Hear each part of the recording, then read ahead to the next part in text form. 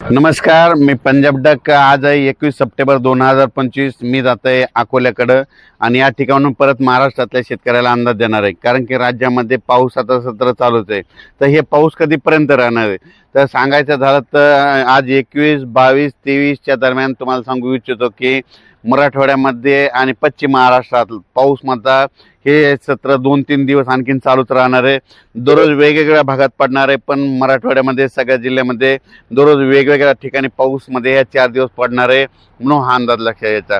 त्याच्यानंतर राज्यात देखील काय होणार आहे म्हणजे दिवसा ऊन पडेल. म्हणजे राज्यात पूर्व विदर्भ, पश्चिम विदर्भ, दक्षिण महाराष्ट्र, उत्तर महाराष्ट्र, कोकणपट्टी, खानदेश काय होईल दिवसात दुपारपर्यंत ऊन पडेल. लगेच काही ठिकाणी दुपारनंतर, काही ठिकाणी रात्रीच्याला, काही ठिकाणी मध्यरात्री स्थानिक वातावरण तयार होऊन पाऊस पडणार आहे म्हणून हा अंदाज काय करायचा सर्व विभागातल्या शेतकऱ्यांना लक्षात यायचा.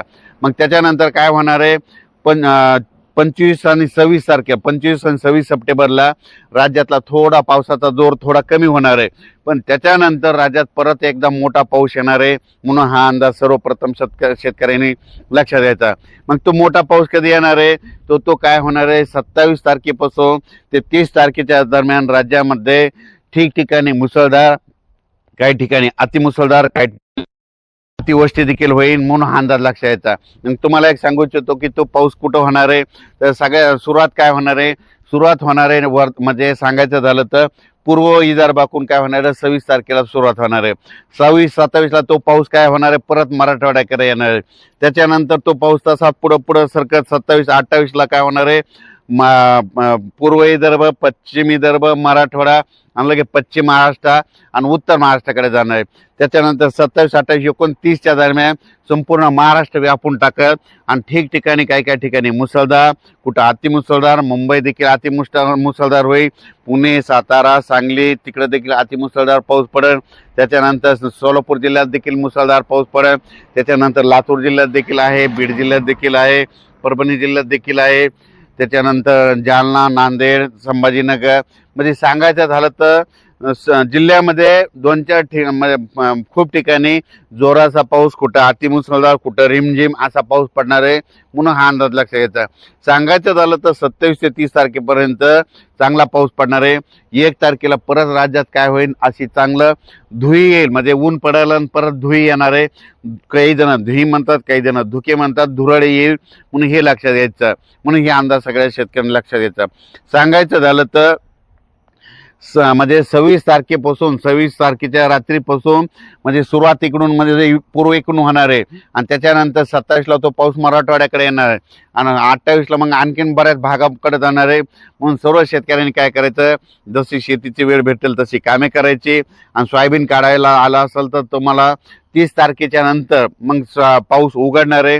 30 तारखेच्या नंतर 2-4 दिवस पुन्हा परत काय होणार आहे म्हणजे हवामान कोरडं राहील 30 तारखेपासून म्हणून ही एक अंदाज लक्षात घ्यायचा. आज बऱ्याच शेतकऱ्याचे मला फोन आले तर आज माझे महाराष्ट्रामध्ये धुई आली. मग ही धुई आल्यावर पाऊस जातो का तुम्हाला एक सांगू इच्छितो. ही जी धुई आहे ही म्हणजे जी पानधुई असली समजा पत्रावून जर पाणी गळालं, पत्रावून पाणी टिपकलं की त्या दिवशी पाऊस येत नसतो, पण ही जी धुई आहे ही म्हणजे कोरडी आहे, पत्रावून पाणी टिपकत नाही म्हणून ही पाऊस येणारी धुई आहे. तर पाऊस जात असताना म्हणजे पाऊस कसा निघून जाणार यापुढे तुम्हाला एक सांगतो, कोणाला विचारत जाऊ नका. काय होणार आहे तुम्हाला सांगतो. 1 ऑक्टोबर ते 10 ऑक्टोबर दरम्यान 1 ऑक्टोबर ते 10 दरम्यान एक धुई येईल बघा. त्या धुईमध्ये काय होईल इतकी जोराची धुई असेल त्या धुईमध्ये काय होतं जे झाडं आहेत झाडाव पिकाव कुठं पण असे जाळे दिसतात बघा. मग ती जाळे धुई आली की तुम्ही म्हणायचं कंप्लीट 12 दिवसांना आता पाऊस निघून जाण्याच्या तयारीत आहे म्हणून हे अंदाज तुम्हाला धुई देणार आहे. म्हणून तुम्ही काय करा 1 ऑक्टोबर पासून ते 12 ऑक्टोबरच्या दरम्यान एकदा राज्यात धुई येईल. ती मोठी धुई आल्याच्या नंतर जाळे समजा पिकावर तुमच्या पडले, झाडावर पडले, कुठं जाळे दिसू लागले असे जाळे दिसू लागतात. जाळे धुई त्याला म्हणतात. जाळे धुई आली की लगेच पाऊस निघून जायचं. कंप्लीट 12 दिवसांना तिथून पाऊस निघून जायला तयारी करतो म्हणून हे सगळ्यांनी लक्षात घ्यायचं. आणि हे आज जी धुई आली ती कोरडी धुई आहे, म्हणजे पानधुई नाही. पाणी जास्त ह्या धुईमध्ये तर काय होतं ही धुई आल्याच्या नंतर गाड्यावर पाणी राहतं, पत्रावरून पाणी टिपकतं, पत्रावरून पाणी टिपकू लागलं, गाड्यावर पाणी साचलं तर काय होतं त्या दिवशी पाऊस येत नाही, पण ही कोरडी धुई आहे म्हणल्यावर कोरडी धुई म्हणलं की पाऊस येतो, म्हणून हे एक सगळ्यांना निसर्गाचं एक कारण लक्षात यायचं. राज्यात आता ना 1 ऑक्टोबर ते 10 ऑक्टोबरच्या दरम्यान एक जाळी धुई येईल आणि जाळी धुई आले की कंप्लीट तिथून 12 दिवसाला पाऊस निघून जातो, म्हणून हे एक सगळ्यांनी लक्षात घ्यायचं. पण राज्यात मात्र 26 तारखेपासून ते 29 तारखेपर्यंत ठिकठिकाणी जोराचा पाऊस पडणार आहे. पूर्व विदर्भामध्ये 6, पश्चिम विदर्भामध्ये 11, म्हणजे 26, 27, 28च्या दरम्यान पूर्व आणि पश्चिम विदर्भामध्ये काही काही ठिकाणी मोठा पाऊस पडणार आहे. म्हणून पूर्व आणि पश्चिम विदर्भातल्या जिल्ह्यातल्या तालुक्यातल्या शेतकऱ्यांनी स्वतःच्या पाळीव प्राण्याची काळजी घ्यायची, कारण की त्याच्यामध्ये विजाचं प्रमाण जास्त राहणार आहे, म्हणून हे अंदाज लक्षात.